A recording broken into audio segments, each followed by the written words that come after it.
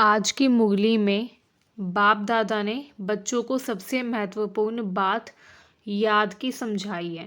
मतलब आज की मुरली में बाबा बताते हैं कि जो सबसे महत्वपूर्ण बात है वो है याद करना, वो है योग करना। हमें निरंतर बाबा को याद करते रहना है, योग लगाते रहना है। यही बाबा मुरली में समझाते हैं। बाबा कहते हैं कि मीठे बच्चे जब भी समय मिले एकांत में बैठकर सच्चे माशूक यानी कि परमात्मा को याद करो। आपको परमात्मा को याद करने के लिए समय नहीं ढूंढना। आपको जब भी आप खाली बैठे हो या जब भी आपको समय मिले, बिना अवसर ढूंढे आपको बस बैठकर बाबा को, परमात्मा को याद करना है, क्योंकि इसी याद से स्वर्ग की बादशाही प्राप्त होती है। तो अगर आपको स्वर्ग की बादशाही चाहिए तो आपको पुरुषार्थ करना होगा एंड आपको निरंतर परमात्मा को याद करते रहना है। सबसे पहले बाबा बताते हैं कि आत्मा और परमात्मा दोनों का स्वधर्म शांति है।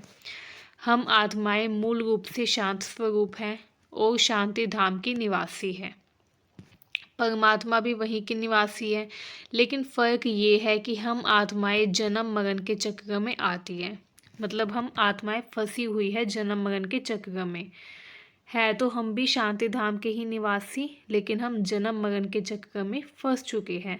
ठीक है, जबकि परमात्मा जन्म नहीं लेते, वो केवल इस सृष्टि के संगम युग में शरीर का सहारा लेकर ज्ञान देने आते हैं। बाबा ये भी स्पष्ट करते हैं कि ज्ञान का सागर केवल परमपिता परमात्मा है, कोई देवता जैसे श्री कृष्ण नहीं। श्री कृष्ण स्वयं सृष्टि की रचना है, रचयिता नहीं। वे सतयुग में पहले राजकुमार और फिर राजा बनते हैं, लेकिन उन्हें ये ज्ञान नहीं होता। ज्ञान तो केवल बाप ही आकर देते हैं और हमें देवता बनाने का मार्ग दिखाते हैं।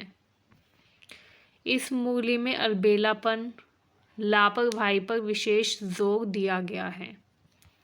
बाबा कहते हैं कई बच्चे ये सोचकर लापरवाह हो जाते हैं कि हम तो बाबा के हैं ही, इसलिए वे याद की मेहनत नहीं करते।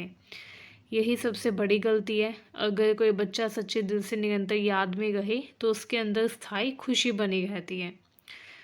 तो अगर आप भी स्थायी रूप से जीवन में खुश रहना चाहते हैं तो निरंतर बाबा को याद करो, तथा जीवन में कोई दुख या घुटन फिर आप महसूस करेंगे कि नहीं रहेगी। बाबा उदाहरण देते हैं बांधेलियों का। बांधेली मतलब बंधन में रहने वाली आत्माएं। जो बंधन में रहने वाली आत्माएं हैं, जो दिन रात बाबा की याद में तड़पती रहती हैं, उनकी ये तड़प ही उन्हें ऊंचा पद दिला देती है। इसके विपरीत जो बच्चे बाबा से मिलकर भी याद नहीं करते वो पीछे रह जाते हैं।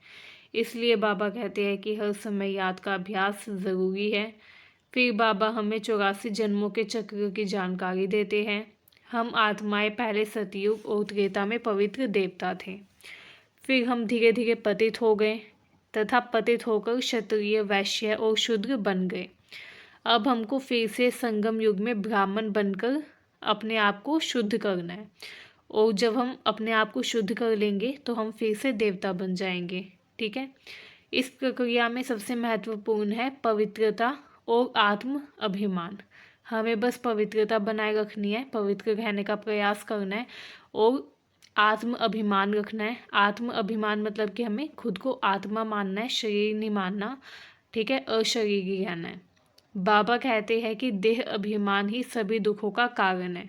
जब तक हमें देह अभिमान रहेगा, जब तक हम ये सोचेंगे कि हम शरीर है, हम आत्मा नहीं है, तब तक हम दुखी रहेंगे, क्योंकि सभी दुखों का कारण देह अभिमान ही है।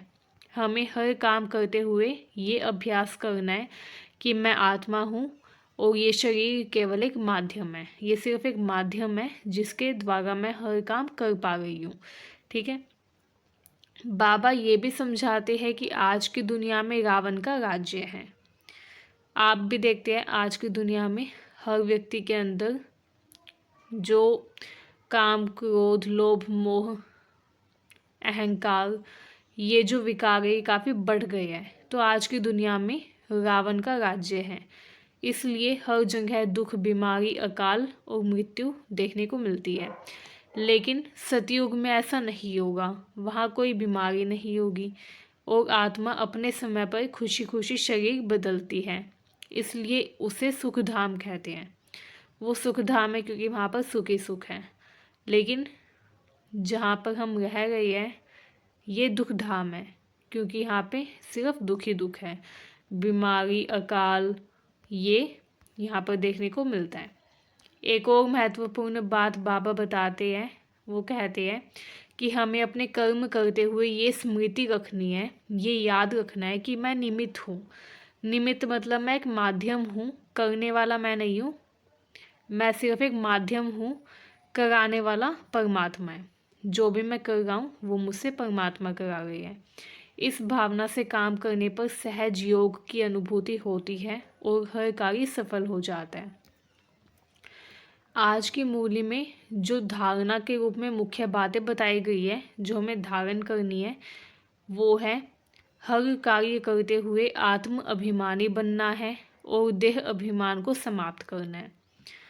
हमें कोशिश करनी है कि हम आत्म अभिमानी बने, खुद को आत्मा समझें और देह अभिमान को हमें मिटा देना है।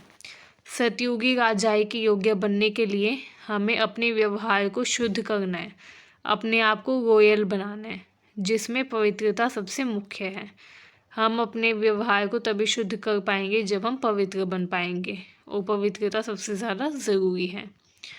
वरदान में हमें बताया गया है कि अगर हम हर कार्य में ये याद रखें कि कराने वाला परमात्मा है और हम केवल निमित्त हैं, तो हमारा योग सहज हो जाएगा और हम सफलता के स्वरूप बन जाएंगे। स्लोगन जो है वो है, इच्छाएं परछाई के समान है, जैसे ही हम उनसे मुंह मोड़ते हैं वे अपने आप पीछे पीछे आती है। इसलिए इच्छाओं के पीछे भागने की बजाय परमात्मा की याद में रहना है। हमें इच्छाओं के पीछे नहीं भागना, हमें परमात्मा की याद में भागना है, हमें परमात्मा की याद में रहना है। ठीक है। आज की मूली का अंतिम संदेश आता है मधुरता पर आधारित। बाबा कहते हैं कि मधुरता और नम्रता बहुत बड़ी शक्ति है। मीठे बोल और मीठी दृष्टि से हम खुद भी बदल सकते हैं और दूसरों को भी बदल सकते हैं। इसलिए हमेशा अपने व्यवहार में मिठास बनाए रखनी है। आज की मूली का निष्कर्ष निकलता है कि निरंतर परमात्मा की याद, पवित्रता, आत्म अभिमान और मधुर व्यवहार के द्वारा हम अपने जीवन को सुखमय बना सकते हैं, स्वर्ग की बादशाही प्राप्त कर सकते हैं। तो हमें यही करना है, हमें निरंतर परमात्मा को याद करना है, पवित्र रहना है, आत्म अभिमान में रहना है, मधुर व्यवहार करना है दूसरों के साथ। एंड अगर हम ये सब करेंगे तो हमारा जीवन सुखमय बन जाएगा और हमें स्वर्ग की बादशाही प्राप्त हो जाएगी। तो ये था आज की मूली का निष्कर्ष। मुझे उम्मीद है ये वीडियो आपको अच्छी लगी। ओम शांति।